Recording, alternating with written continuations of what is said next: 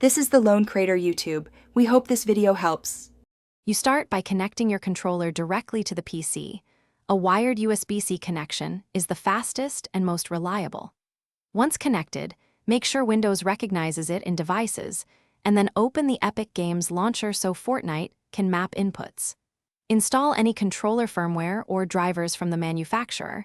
This ensures proper button mapping and vibration.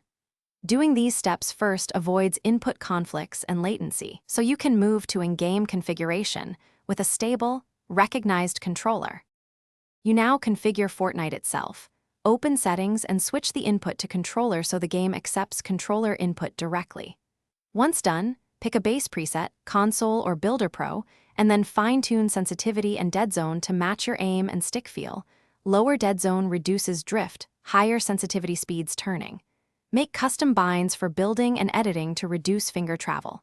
After saving, jump into creative mode and run quick drills to validate responsiveness and adjust until movement and aiming feel natural. Finish by optimizing system and overlay settings. Disable conflicting layers like Steam input and close background apps that increase latency, then enable high frame rate and low latency options in Fortnite. Once done, save your binds and practice for consistency so muscle memory sets in.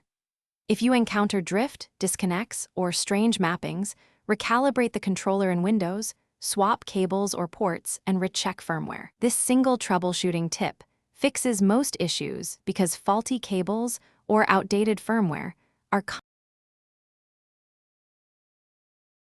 Thanks for watching. Consider subscribing if we helped you.